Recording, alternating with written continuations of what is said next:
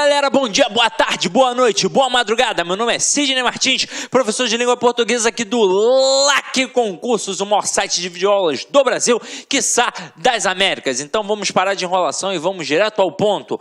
Hoje a gente vai estudar vozes verbais, assunto demasiadamente cobrado nas provas de concurso público de esfera geral. Na verdade, isso aqui cai até no concurso militar, cai também nos pré-técnicos aí da vida e cai também até nos vestibulares. Então, já que você vai cair para dentro aí de uma prova de concurso público, tem de dominar um assunto que todo tipo de prova cobra. Detalhe, não é muito difícil, é tranquilo. Só que é o seguinte, a gente tem de entender o conceito com toda a calma e tranquilidade. Quando a gente fala em vozes verbais, eu tenho de entender que quem manda é o verbo. Essa é a pegada. Quem manda é o verbo. Agora, a gente na escola aprende através de uma estrutura superficial que está inclusive dentro da gramática. Então, teoricamente, a gente aprende o quê? Que são 3 vozes verbais: voz ativa, passiva e reflexiva. Aí, naquela concepção que a gente aprende na escola, que soluciona basicamente mais de 90% das questões que você vem a fazer, então é por isso que você pensa apenas naquela pegada, você aprende que a voz ativa, teoricamente, é aquela na qual o sujeito pratica a ação, aprende que na voz passiva é aquela na qual o sujeito, teoricamente, sofre a ação, e que na voz reflexiva é aquela na qual o sujeito pratica e sofre a ação em si mesmo. Isso vai solucionar vários casos, só que a gente vai entender agora mais a fundo, ok? Então vem aqui comigo, ó. Então eu tenho a voz ativa, a passiva e a reflexiva. Vou colocar aqui 3 frases, ó. Arthur comeu o bolo. O bolo foi comido por Arthur e Arthur feriu-se com a faca. Então vamos lá. Então, voz ativa, aquela na qual o sujeito pratica, voz passiva, aquela na qual o sujeito sofre, e voz reflexiva, aquela na qual o sujeito pratica e sofre. Dica que eu vou te dar. Para concurso público, o creme de la creme é a passagem da ativa para passiva e vice-versa. Então, a reflexiva ela acaba sendo um galho fraco. Não significa que não caia, mas ela cai menos, até mesmo porque, para nossa compreensão, é muito mais fácil. Quer ver? Vamos analisar. Então, acompanha aqui comigo, ó. Arthur feriu-se com a faca. Quem foi que praticou a ação de ferir? O Arthur. E quem sofreu a ação de ser ferido? O próprio Arthur. Então é por isso que eu chamo de voz reflexiva. Por quê? Porque o Arthur pratica uma ação e ele sofre o reflexo de sua ação. Então este pronome ser aqui eu vou chamar de pronome reflexivo ou de partícula reflexiva. Por quê? Porque indica reflexividade do processo. Afinal de contas, é como se eu dissesse que o Arthur feriu a si mesmo, que o Arthur feriu a si próprio. Aí você vai dizer assim para mim: ah, Sidney, mas na época da escola eu aprendi com a minha professora que existe uma tal de voz recíproca. É pertinente isso, Sidney? Vamos lá. E aí, o que você tem a me dizer? É pertinente sim. Só que é o seguinte, para a gramática tradicional, a gente tem 3 vozes, a ativa, a passiva e a reflexiva. A recíproca, na verdade, é uma extensão da reflexiva. Funciona assim, ó. Eu coloco Arthur e Joana se beijaram.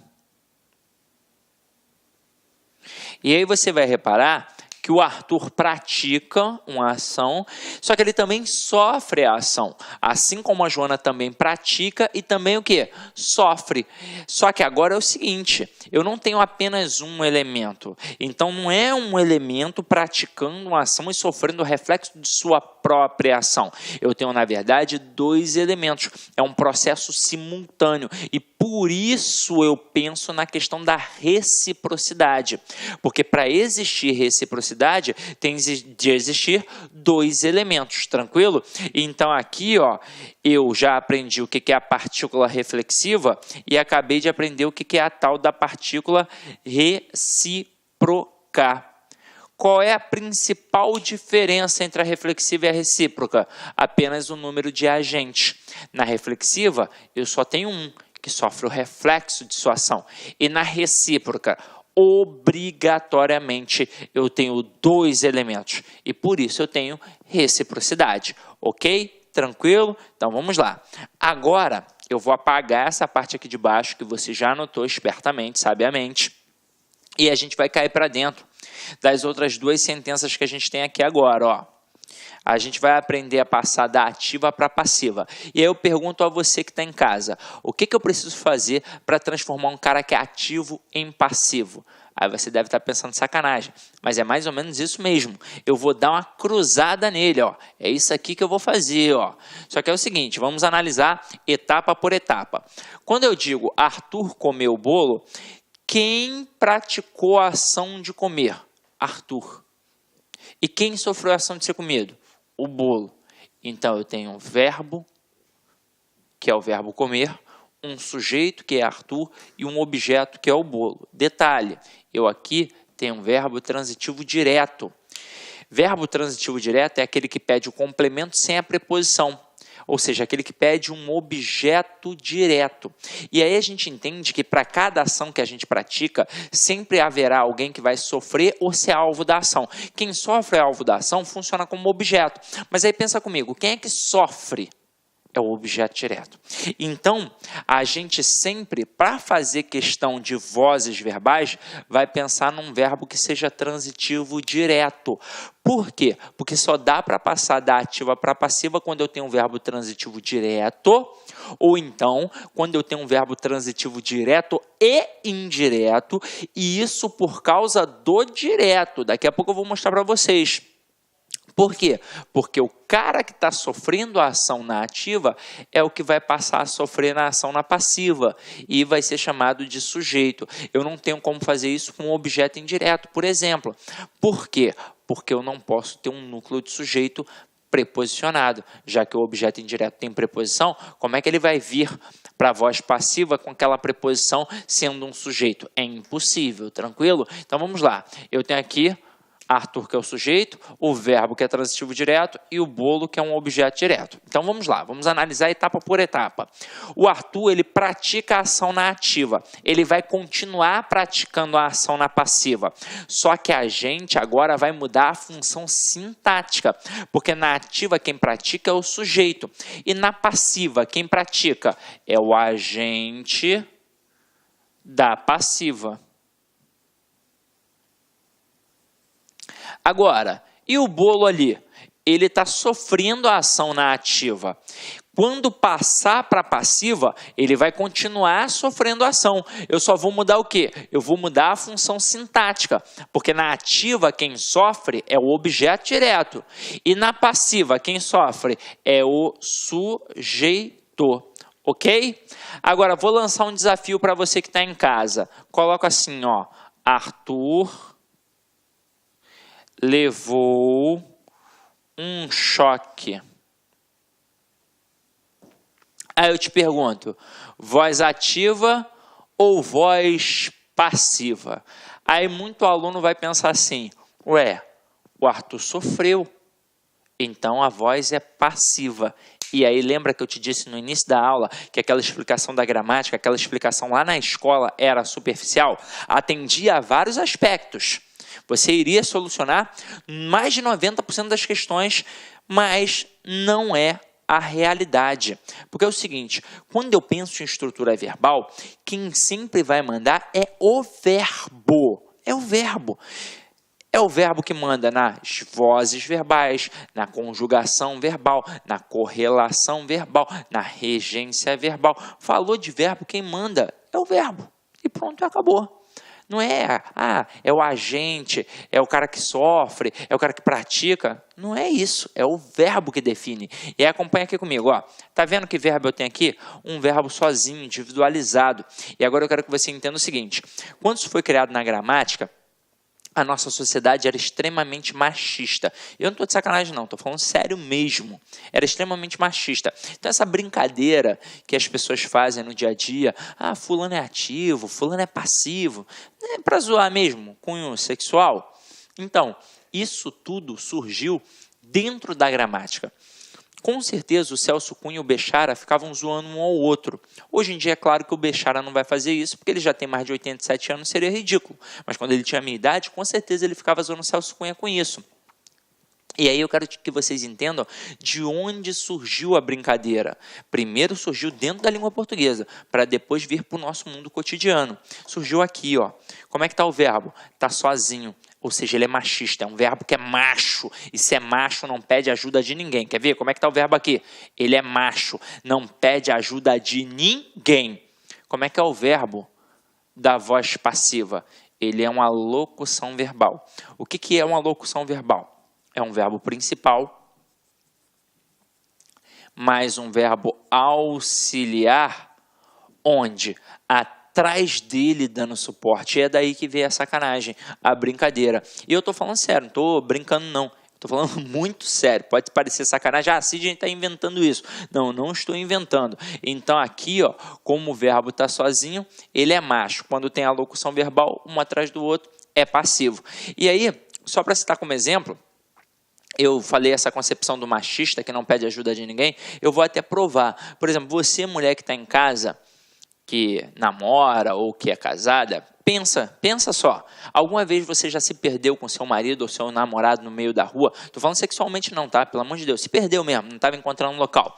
Eu tenho certeza absoluta, mas absoluta, que o seu marido, seu namorado, seu noivo, seja quem for, ele não pediu a informação.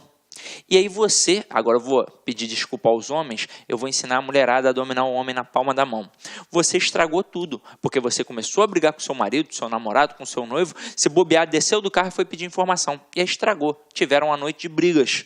O que você deveria ter feito? Você deveria falar assim, amor, eu confio em você. E aí na hora que ele achasse o local, você deveria falar assim, amor, realmente você é o meu herói. Eu não estou de sacanagem, é porque a gente, o homem, ele é criado para ser macho alfa. A sociedade é machista, não adianta. Ele foi criado para ser macho alfa. Então ele quer mostrar para você que ele é um macho alfa. Se você estragar isso, vai acabar tendo uma briga. E eu quero que você entenda que ele só tem esse posicionamento quando ele está com você. Porque se ele estivesse sozinho, ele já teria procurado, por exemplo, uma banca de jornal. Lá em casa, por exemplo, você está uma situação. Eu não dirijo muito bem, eu admito, sou ruim de roda. Quem dirige lá em casa é minha mulher, minha esposa. Aí uma vez, já tem um tempasso, ela foi fazer uma prova lá na UF. E aí eu fui com ela, né? Aí eu falei assim, aí quando nós chegamos, não tinha mais local para estacionar dentro da faculdade. Eu falei, amor, vai lá fazer sua prova e eu vou estacionar aqui para você em algum local. Ela, pô, tem certeza? Porque eu sou ruim de roda mesmo. Eu falei, tem, amor, vai lá, tranquilo. Aí nisso, eu já com mania, né, virei o volante junto com a seta e nisso passou um carro já me xingando. Eu falei, pô, já fiquei tenso. Aí eu fui com o carro em segunda, com a cara colada no volante, pedindo terceira, e eu com medo de acelerar, né, para não bater. E aí eu fui, achei uma vaga perto do campo do Gragoatá, que tem lá em Niterói, entre dois carros importados. Caraca, eu olhei e falei assim, ai meu Deus do céu, o que eu vou fazer? Se eu tivesse com a minha mulher, sou macho alfa, eu teria estacionado ali, teria colocado o carro ali, mas nem se batesse eu pagava depois, mas como eu estava sozinho, o que eu fiz? Desci do carro, era perto do campinho de futebol, fui lá, cheguei para a rapaziada e falei, aí, com todo respeito na humildade, galera, alguém sabe estacionar? Aí o camarada, pô, eu sei. Eu falei, pô, quebra essa pro amigo, que aí eu pago uma cerveja pra rapaziada. Aí o cara foi lá, parecia o Ayrton Senna. Pegou o carro todo torto que tava, ele nem ajeitou. Do jeito que tava, ele foi lá e colocou, né? Colocou na vaga. Eu falei, caramba! Aí fiquei ali tomando, né? Na época, uma cervejinha. Hoje em dia nem bebo mais, mas fiquei tomando uma cervejinha com a rapaziada. Acabou o futebol, a galera foi embora. Quando a minha mulher chegou, ela olhou, ela falou, caramba, amor, você colocou o carro aí? Eu falei, sou foda. Mas a sorte foi que ela não pediu para tirar o carro. Porque se ela tivesse pedido, né, aí eu ia ter que admitir tudo. Mas eu quero que vocês entendam isso. O homem, ele só tem essa postura quando ele está com vocês, porque ele quer mostrar que ele é o provedor. Então não estraga isso não, deixa só o homem pensar que manda. A gente sabe que quem manda são vocês. Agora, vem aqui comigo, ó. Para continuar. Vou fazer o cruzamento. Então, primeira coisa, primeira etapa, tem que ser um verbo transitivo direto para poder fazer a passagem, tem que fazer o cruzamento, tem que transformar um verbo numa locução verbal e não para por aí. Tenho que manter o mesmo tempo e o mesmo modo verbal. Olá, meus amigos, minhas amigas, sou o professor Luiz Antônio Carvalho e com muito prazer, muita satisfação, peço licença para vocês para explicar um pouquinho sobre o nosso grande curso do INSS 2018. Nós aqui da Lá Concursos, nós elaboramos um curso pré-edital do INSS com base no concurso anterior de 2016, onde nós aqui da Lá Concursos nós tivemos a oportunidade de aprovar dentro do número de vagas 204 alunos aqui da Lá Concurso. É isso mesmo, 204 alunos foram alunos aqui da Lá Concurso, um concurso esse que foi muito concorrido e nós conseguimos provar para a galera que é possível aprovar, desde que você siga as nossas orientações pedagógicas. Vocês viram aí a qualidade das nossas aulas, a qualidade do nosso professor. Então, eu quero fazer um convite para vocês. Nós aqui da Lá Concurso, nós temos aí turmas pré-edital do INSS, super atualizado, você tem direito aí a todas as atualizações do período, né? Nós temos aqui um prazo de acesso 180 dias, investimento melhor custo-benefício do mercado, 10 parcelas de R$ 35,00. Se o edital for publicado durante o prazo de acesso, você terá direito a todas as atualizações a custo zero. Isso é para você estudar o quê? Com planejamento, com antecedência e com foco. Somente quem estuda com antecedência, planejamento e foco são aqueles alunos que conseguem ter um resultado positivo, né? Além disso, nós temos um outro diferencial aqui na Lá Concurso, que é o projeto pedagógico. Para você enfrentar um concurso desse, para você ter um resultado positivo, você tem que estudar com personal coach, que é a nossa metodologia, que é personal significa pessoal e coach significa treinador. Então, aqui você vai ter um treinador pessoal de concurso. Bacana? Então, eu espero vocês neste curso aqui e faço um outro convite para vocês. Você quer saber tudo, gente, sobre o INSS? Nós temos aqui na Lá Concurso uma equipe de marketing que tem aí uma multifuncional, né, multiprofissionais aí que compõem essa nossa equipe de marketing. E se você quiser fazer parte da nossa lista de transmissão exclusiva do INSS, tá? É só você enviar um WhatsApp ou clicar aqui embaixo com 65999719373. Você vai ter todas as informações de primeira mão. O processo de autorização tramitou, houve autorização, aqui a portaria, seleção da banca, publicação digital, as inscrições, alterações, ou seja, todas as informações referentes ao INSS você vai ter. Você vai ter também dicas aí exclusivas e, claro, principalmente aí alguns exercícios do WhatsApp. Pode ficar tranquilo que nós não vamos encaminhar para vocês aí e lotar o seu WhatsApp, vai ser um veículo de comunicação e de interatividade aqui da LAC Concurso. Tá certo, meus amigos? Um forte abraço, espero vocês aqui na LAC. Fui, obrigado, tchau. Clique lá.